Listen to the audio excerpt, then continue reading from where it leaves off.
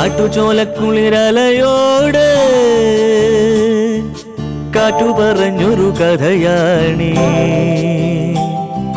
കുരുന്നുപൂവിൻ കവിളുരുമി കരിവൻ തോതിയ കഥയാണീ. കാട്ടുചോലക്കുളിരലയോട് കാറ്റു പറഞ്ഞൊരു കഥയാണീ. കുരുന്നുപൂവിൻ കവിളുരുമി കരിവൻ തോതിയ കഥയാണീ. കഥ കഥ കഥ കാക്കത്തൊള്ളായിരം, കഥ കഥ കഥ കാക്കത്തൊള്ളായിരം.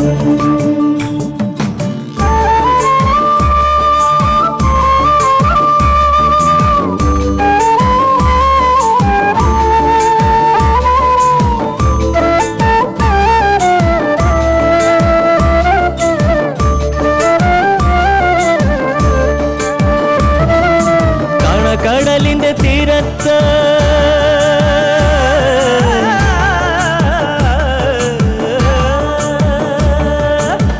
കടലിന്റെ തീരത്തണയണ തിരകൾ പറയണ കഥയാണ്.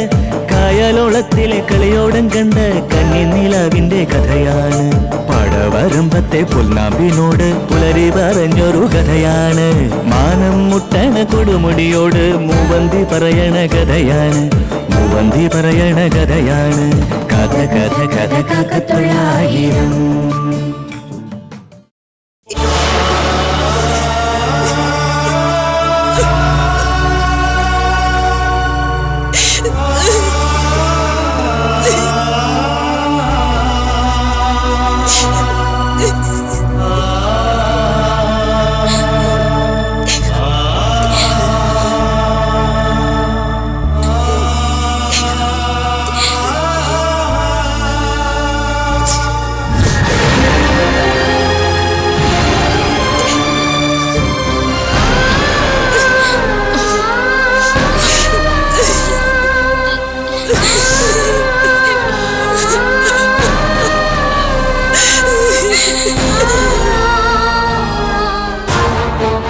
ദൈവമേ, കണ്ടില്ലേ വാരി വിതറിയിട്ടിരിക്കുന്നത്. വല്ല നിവൃത്തി ഉണ്ടായിരുന്നെങ്കിൽ ആ കൈ രണ്ടും ഞാൻ തല്ലി ഒടിക്കുമായിരുന്നു. അയ്യോ, 5000 രൂപയുടെ സാരിയാ. കഴിഞ്ഞ ഓണത്തിന് വാങ്ങിച്ചതാ. ഇതിന്റെ ബ്ലൗസ് എവിടെ? നാശം നുള്ളിക്കയറി കളഞ്ഞു കാണും. അയ്യോ, ഇതോ ആ തള്ള കണ്ടുപിടിച്ചോ? ഓ, ഞാൻ മാറ്റി വെച്ചിരുന്നതാ. വിലപിടിപ്പുള്ള തെരഞ്ഞു പിടിച്ച വാരി കളഞ്ഞിരിക്കുന്നത്. അകാരി തള്ള.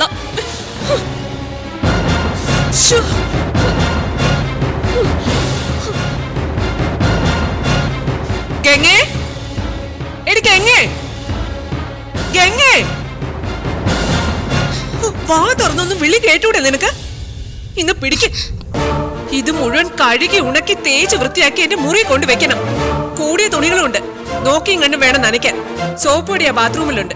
പിന്നെ ഒരു കാര്യം, വാഷിംഗ് മെഷീൻ അവിടെ ഇരിക്കട്ടെ, അല്ലാതെ കഴുകിയാൽ മതി. പെട്ടെന്ന് വേണം, ചെല്ല്.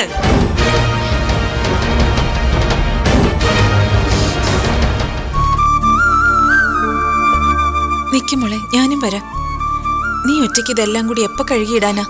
അത് വേണ്ട. നിക്ക് നിക്ക്, ഇവളെ ഏൽപ്പിച്ച ജോലി ഇവള് ചെയ്യണം. ആരുടെ സഹായത്തിൽ വേണ്ട. അല്ലമ്മേ, ഗംഗ തനിച്ച് ചെയ്യണം. അമ്മ ഒപ്പിച്ച പണിക്കുള്ള ശിക്ഷയാണെന്നങ്ങ് കൂട്ടിക്കോ. നിനക്ക് അടുക്കളയിലെ ജോലിയില്ലേ, അത് ചെയ്താ മതി. ചെല്ല്. ആ പിന്നെ, ഇവിടെ സ്ഥിരബുദ്ധി ആയിട്ടുള്ളവർക്ക് കഴിക്കാനുണ്ടാക്കിയാ മതി. ഞാൻ പറയാതെ നിന്റെ തള്ളയ്ക്ക് പച്ച വെള്ളം കൊടുത്തു പോവരുത്. അങ്ങനെ ചെയ്ത 3 എണ്ണം ഈ വീടിന് പുറത്താണെന്ന് ആലോചിച്ചോണം. ആ തക്കത്തിന് തറവാട്ടി ചെന്ന് ചേക്കേറാമെന്നും വിചാരിക്കണ്ട. കള്ളക്കേസുണ്ടാക്കി ജയിലിൽ കയറ്റാനും എനിക്കറിയാം. അതുകൊണ്ട് പറഞ്ഞ ജോലി ചെയ്താ മതി. ആ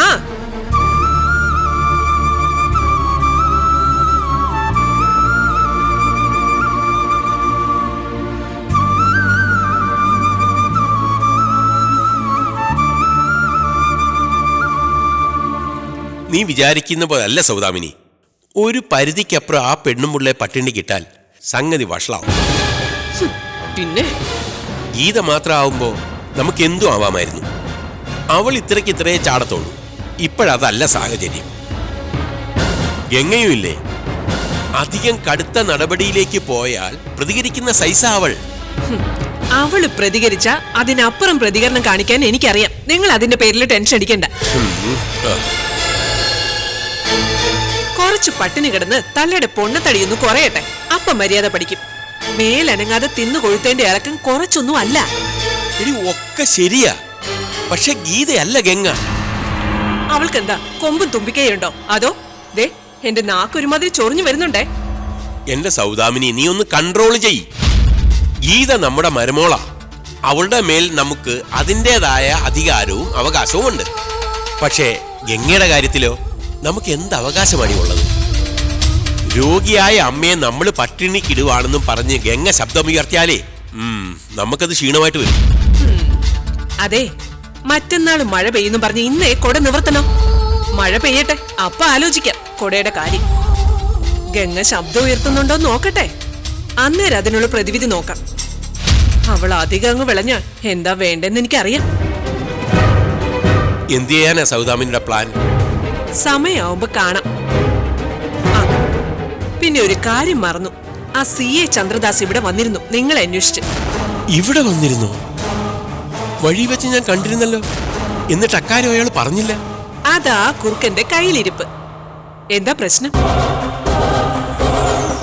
അതൊരു മുടിഞ്ഞ തലവേദന കേസാ അത്. അയാൾക്ക് കല്യാണം കഴിക്കാനേ ഞാനൊരു പെണ്ണിനെ കണ്ടുപിടിച്ചു കൊടുക്കണം പോലും. 3ാം കല്യാണോ? അതിന് നേരത്തെ ചന്ദ്രദാസ് 2 കെട്ടിയതല്ലേ? 2 മരിക്കുകയും ചെയ്തു. ഓ, നീ മരിച്ചതല്ല, ചന്ദ്രദാസ് കൊന്നതാണെന്ന് ഞാൻ പലതവണ പറഞ്ഞിട്ടുള്ളതല്ലേ. കല്യാണം കഴിഞ്ഞ് പുതുമോടി കഴിയുമ്പോ അയാളുടെ സ്വഭാവം അങ്ങ് മാറും. പിന്നെ പെണ്ണിനെ കണ്ടൂടാ. അങ്ങനെ പീഡിപ്പിച്ചു കൊന്ന 2 ഭാര്യമാരുടെ കേസുകൾ അങ്ങനെ തേച്ചു മായ്ച്ച് അങ്ങ് കളഞ്ഞു. ഇനി കെട്ടിയാല് ആ ഭാഗ്യദോഷിക്കും അതായിരിക്കും വിധി. അല്ല, പെണ്ണ് കണ്ടുപിടിച്ചു കൊടുക്കാൻ അയാൾ നിങ്ങളുടെ പിറകെ കൂടിയിരിക്കുന്നത് എന്തിനാ? സർക്കിൾ SI ബ്രോക്കർ പണി ചെയ്തു കൊടുക്കണം നിയമമുണ്ടോ? എടീ, കൈക്കൂലി കേസ് കിടപ്പില്ല എന്റെ സൗദാമിനി. നിന്റെ ഒരു മറവി. CI ചന്ദ്രദാസ് അത് അന്വേഷിക്കുന്നത്. അയാൾ അത് മുറുക്കിയാൽ ആ കേസ് വീണ്ടും കുത്തിപ്പൊക്കാം. അയാൾ വിചാരിച്ചാൽ എന്റെ പണിയും കളയാൻ പറ്റും. പണിയാവോ? അതല്ലേ എന്റെ ടെൻഷൻ. എവിടുന്നെങ്കിലും ഒരുത്തിയെ കണ്ടുപിടിച്ച് ആ കാലന് ബലി കൊടുത്തേ പറ്റൂ. അല്ലാതെ അയാൾ എന്നെ വിടത്തില്ല. 2 മാസം ചന്ദ്രദാസ് ഇവിടെ ഇല്ലാതിരുന്നതുകൊണ്ട് സമാധാനം ഉണ്ടായിരുന്നു. ദേ വീണ്ടും അവതരിച്ചിരിക്കുന്നു. ഇനി എന്നെ കൊണ്ടേ പോവും.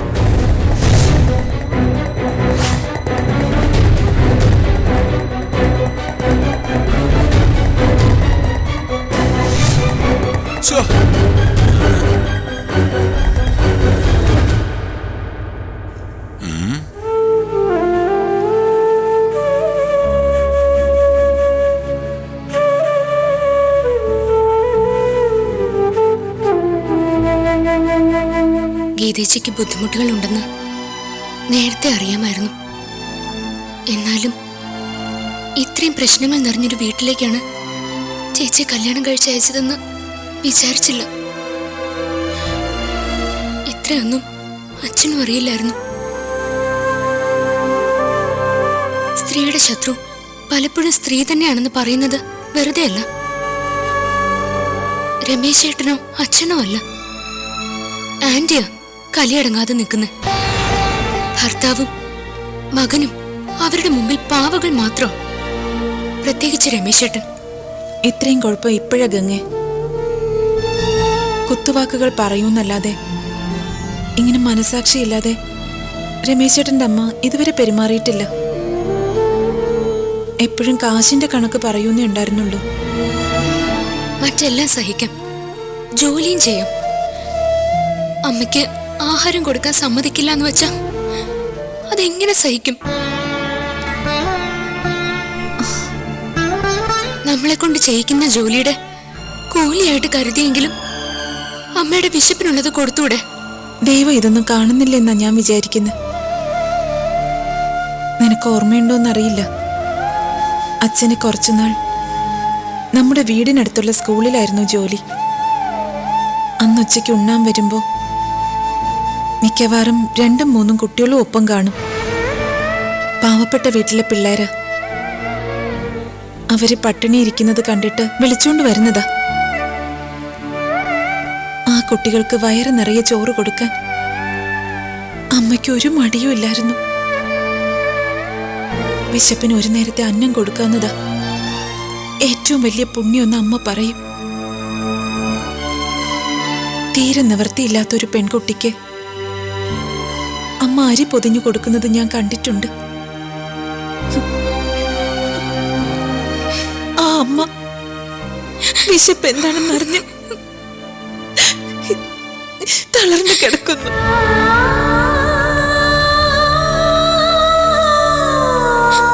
അതിനും കാരണക്കാര് ഞാനായി പോയല്ലോ ചേച്ചി. രമേശ് ചേട്ടന്റെ അമ്മയോട് ഞാൻ എത്ര തവണ കാല് പിടിച്ച് യാചിച്ചതാന്നറിയോ? അതിന്റെ പേരിൽ ഞാനും ആഹാരം കഴിക്കാതിരുന്ന് നോക്കി. ഇവിടെ ആർക്കും ഒരു കൂസലും ഉണ്ടായില്ല. പട്ടിണി കിടന്ന് തോൽപ്പിക്കാൻ നോക്കണ്ടെന്നാ രമേശ് ചേട്ടൻ പറഞ്ഞത്. ഇതെങ്ങനെ എത്ര നാളാ ഗീതേച്ചി? രമേശ് ചേട്ടന്റെ ഭാര്യ എന്നുള്ള നിലയ്ക്ക് ചേച്ചി ഈ കുടുംബത്തിലെ അംഗോ, നാളെ ഇവിടുത്തെ വീട്ടമ്മയോ? അതിൻ്റെതായ അവകാശമുണ്ട്. ഭാര്യ എന്ന സ്ഥാനത്ത് നിന്നുകൊണ്ട് ചേച്ചി രമേശ് ചേട്ടനോട് സംസാരിക്കണം. അതിനുള്ള അർഹതയുണ്ട്. എന്ന് ഒഴിഞ്ഞു മാറി നിൽക്കാൻ രമേശ് ചേട്ടനെ അനുവദിക്കരുത്. ഇനിയും സംസാരിക്കാൻ വൈകിയ അവര് നമ്മുടെ അമ്മയെ പട്ടിണിക്കിട്ട് കൊല്ലും. എന്ത് വരട്ടെ എന്ന് വിചാരിച്ച് ഗീതേച്ചി അങ്ങനെ ഒരു നിലപാട് എടുത്തേ പറ്റൂ.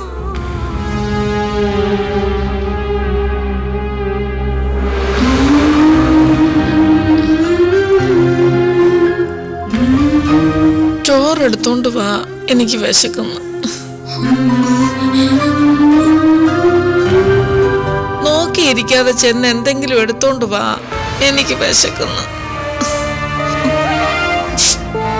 അമ്മേ, ശോ, വിശന്നിട്ട് വയ്യ. എനിക്ക് കുറച്ച് വെള്ളമെങ്കിലും താ, പോയി കൊണ്ടുവാ. ഒന്ന് സമാധാനിക്കമ്മ. എനിക്ക് വിശക്കുന്നു, കണ്ണിലിരുട്ട് കയറുക. അമ്മേ, ഞാൻ കൊണ്ടുവരാം. ചെന്നെടുത്തോണ്ട് വാ, എന്നിട്ട് മതി സംസാരം. ചെന്ന് രമേശ് എന്നെ കണ്ടിട്ട് വാ ചേച്ചി. ഇപ്പൊ ആളവിടെ ഉണ്ടല്ലോ.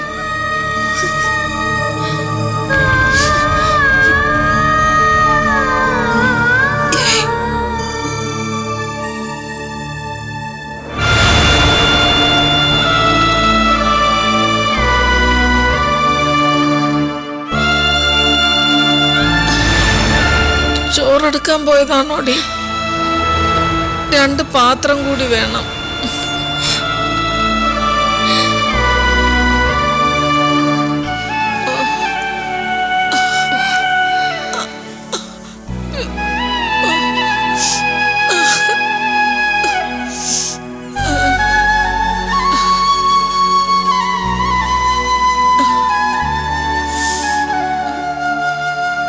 നല്ല ദാഹമുണ്ട്, വിശപ്പ്.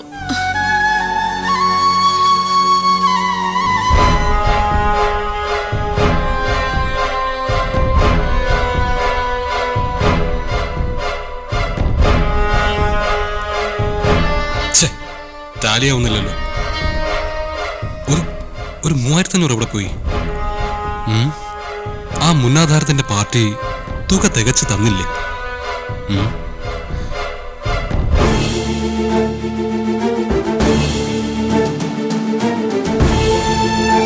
ഓ, ഇവിടെ ഉണ്ടായിരുന്നു.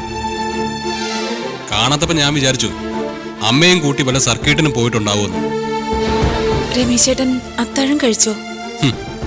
എന്തൊരു സ്നേഹാന്വേഷണം. ഞാൻ വല്ലതും കഴിച്ചോ കുടിച്ചോന്നൊന്നും അവൾക്കറിയില്ല. അതെങ്ങനെ? 24 മണിക്കൂറും മമ്മിയുടെ മുറിയിലല്ലേ? ഞാൻ ശ്രദ്ധിക്കുന്നുണ്ട്. ഗംഗ വന്നതിൽ പിന്നെ നിന്റെ മാതൃപരിചരണം കുറച്ച് കൂടുന്നുണ്ട്. രമേശ് ചേട്ടൻ അമ്മയുടെ കാര്യങ്ങളൊന്നും അന്വേഷിക്കുന്നു കൂടിയില്ല. എന്തിന്? നിങ്ങൾ ചേട്ടത്തെ അനിയത്യം ആവശ്യത്തിൽ കൂടുതൽ അന്വേഷിക്കുന്നുണ്ടല്ലോ. സുഖമാണല്ലോ 3 പേർക്കും. രമേശ് ചേട്ടൻ അറിയാഞ്ഞിട്ടാ. അമ്മയുടെ അവസ്ഥ ദിവസങ്ങൾ കഴിയും തോറും മോശമായിട്ടാ വരുന്നത്. അത് അധികം കൊഞ്ചിച്ചിട്ടാ. വെറുതെ ഇരുന്ന് തീറ്റയെടുത്താ ആർക്കായാലും അസുഖം വരും. ഇത് 3-4 നേരം ചാപ്പാടടിക്കല്ലേ? അല്ല, അത് പറയാനും കൂടിയാ ഞാൻ ഇങ്ങോട്ട് വന്നത്. അമ്മയ്ക്ക് വിശപ്പടങ്ങാനുള്ളത് പോലും കൊടുക്കാൻ കഴിയുന്നില്ല. വയറ് നിറയാൻ പോയിട്ട് ആവശ്യത്തിനുള്ള ആഹാരം പോലും കൊടുക്കരുതെന്നാ രമേശേട്ടന്റെ അമ്മ വിലക്കിയിരിക്കുന്നത്. ശരിക്കു പറഞ്ഞ വിശന്നിട്ട് കരയ അമ്മ. രമേശേട്ടൻ ഒന്ന് പറയണം. ചേട്ടൻ പറഞ്ഞ അമ്മ കേൾക്കും. മറ്റൊന്നും വേണ്ട, 3 നേരത്തെ ഭക്ഷണം, അത് മാത്രം മതി. ഞാനിത് പറഞ്ഞ അമ്മയുമായിട്ട് മുഷിയണം. അങ്ങനെ ഈ വീട്ടിൽ ഒരു ഇഷ്യൂ ഉണ്ടാവണം. കൊള്ളാം. അനീതിയുടെ ഐഡിയ ആണോ? അയ്യോ, അങ്ങനെയല്ല. എങ്ങനെയായാലും വേണ്ടില്ല. സിമ്പിളായിട്ട് ഞാൻ പറയാ, അമ്മ ഒരു തീരുമാനം എടുത്തിട്ടുണ്ടെങ്കിൽ അത് ചോദ്യം ചെയ്യാനോ ധിക്കരിക്കാനോ എനിക്ക് പറ്റില്ല. എന്നെ അതിനെ കെട്ടില്ല. അമ്മയോട് ദേഷ്യപ്പെടണമെന്നല്ല ഞാൻ പറഞ്ഞത്. പിന്നെ ഗുണദോഷിക്കണോ അതോ ഉപദേശിക്കണോ? നോക്ക്, ഈ കാര്യത്തിലും അമ്മയുടെ നിലപാടാണ് ശരി. മാനസിക രോഗമുള്ളവർക്ക് പൊതുവെ ശരീരബലം കൂടുതലാ. അതിന്റെ കൂടെ അമിത ഭക്ഷണം കൂടി ആയാൽ വയലന്റ് ആവും. ആർക്കും നിയന്ത്രിക്കാൻ കഴിയാതെ വരും. അതുകൊണ്ട് അത്യാവശ്യത്തിന് മാത്രം ഫുഡ്, അതാണ് ശരി. അത്യാവശ്യത്തിനുള്ള ആഹാരം പോലും കൊടുക്കാൻ സമ്മതിക്കുന്നില്ല. പിന്നെ ഇത് കേട്ട് ഞാനങ്ങ് വിശ്വസിക്കല്ലേ? ഇതിങ്ങനെയാണെങ്കിൽ ഇനി അമ്മയ്ക്ക് വിശപ്പിനുള്ളത് കൊടുക്കാതെ ഞാനും ഗംഗയും ഒന്നും കഴിക്കില്ല. എന്തോ? എങ്ങനെ? നീ എന്താ നിരാഹാര സത്യാഗ്രഹം പ്രഖ്യാപിച്ചോ? എടി, നീയൊക്കെ ശാപ്പാട് കഴിക്കണമെന്ന് ഇവിടെ ആർക്കും ഒരു നിർബന്ധവും ഇല്ല. ചുമ്മാ അങ്ങ് പട്ടിണി കിടക്ക്. അതിപ്പോ ഒരു ഫാഷനാ. അമ്മ, ഞാൻ കൂടുതൽ തിന്നുകൊടുത്താ നിന്റെ തള്ള ചങ്ങല പൊട്ടിക്കുന്ന സൈസാ. അതുകൊണ്ട് ശരിക്കൊന്ന് വിശന്ന് കിടക്കട്ടെ. എന്നിട്ട് ജീവൻ കിടക്കാൻ വേണ്ടി എന്തെങ്കിലും കൊടുക്കാം. ഏതായാലും പട്ടിണി കിടന്ന് ചാവാൻ വിടില്ല. വിശപ്പ് സഹിക്കാൻ വയ്യാതെ കൊച്ചുകുട്ടികളെ പോലെ അമ്മ കരയുന്നത് കണ്ടു നിൽക്കാൻ വയ്യാഞ്ഞിട്ടാ. കണ്ടു നിൽക്കുന്നത് എന്തിനാ? കസറിട്ടങ്ങ് ഇരുന്ന് കാണ്. വലിയ അടവോ അഭ്യാസമോ ഒന്നും എടുക്കല്ലേ എന്റെ മരുമോളെ. നീ ഇപ്പൊ പതുങ്ങി പതുങ്ങി ഇങ്ങോട്ട് വന്നത് എന്തിനാ? പയ്യാരം പറഞ്ഞ് എനിക്കെതിരെ ഇവനെ തിരിച്ചു വിടാനല്ലേ? അങ്ങനെ രമേശിന്റെ മനസ്സ് മാറ്റി ഇവിടെ ഒരു കലാപം നടത്തിയിട്ട് നിന്റെ ആഗ്രഹം നടത്താന്നുള്ള മോഹമില്ലേ, അതിന് വെച്ച് വെള്ളം അങ്ങ് ഇറക്കി വെച്ചേക്ക്. ഇവനെ എന്റെ മോന പരാതി പരിഹാരത്തിന് ഇറങ്ങിയിരിക്കുന്നു അവള്. നിന്റെ മന്ത്രം വിജയിപ്പിക്കാനുള്ള തലയണ ഇവിടെ ഇല്ല. അതിനുള്ള കഴിവ് നിനക്കില്ല. മനസ്സിലായോടി?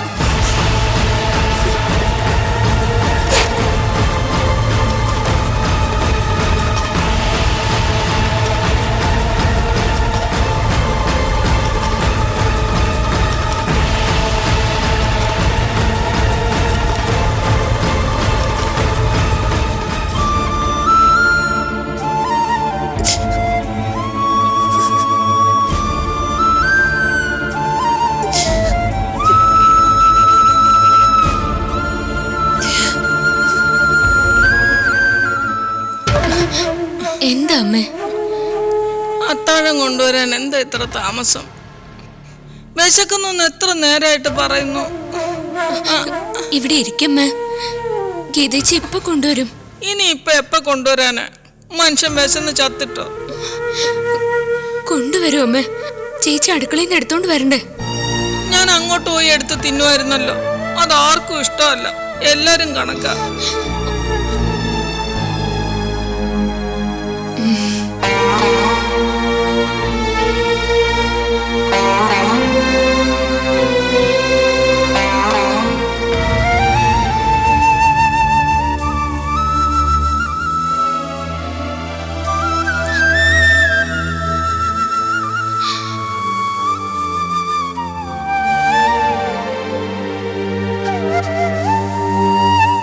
എനിക്ക് അത്താഴം എവിടെ?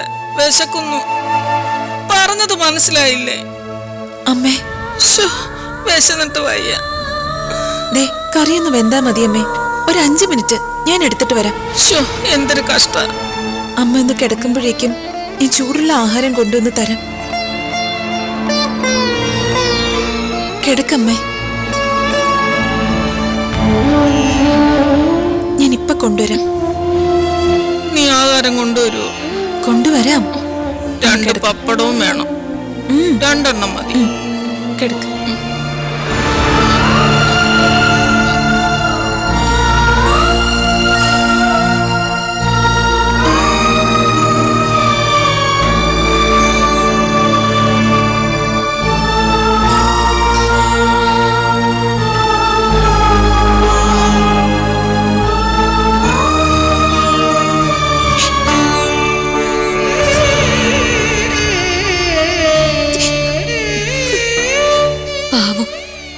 ക്ഷീണം കൊണ്ടുള്ള മയക്കോ?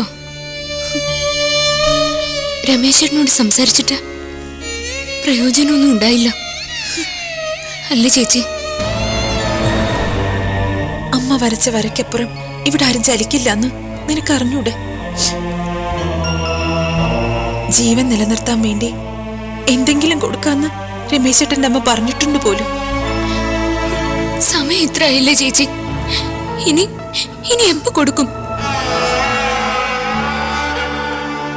അവരെല്ലാം ഉടനെ ഉറങ്ങും. കുറച്ച് കഴിയട്ടെ. ആരും അറിയാതെ ഞാനെടുത്തു കൊടുക്കും. അതിന്റെ പേരിൽ തൂക്കിക്കൊല്ലുന്നെങ്കിൽ കൊല്ലട്ടെ. കറി വെന്തില്ലേ? വിശക്കുന്നു.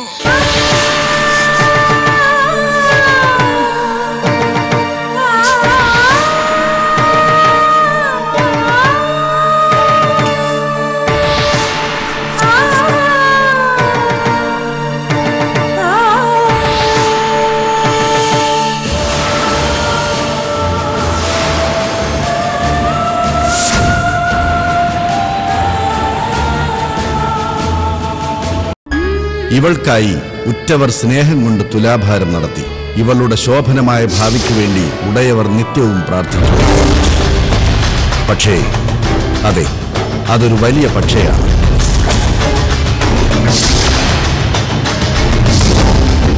അനിവാര്യമായ ദുരന്തങ്ങളുടെ സഹയാത്രികയാകേണ്ടി വരുന്ന ഒരു പെൺകുട്ടിയുടെ കഥ.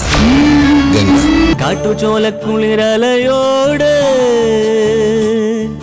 കാറ്റു പറഞ്ഞൊരു കഥയാണേ.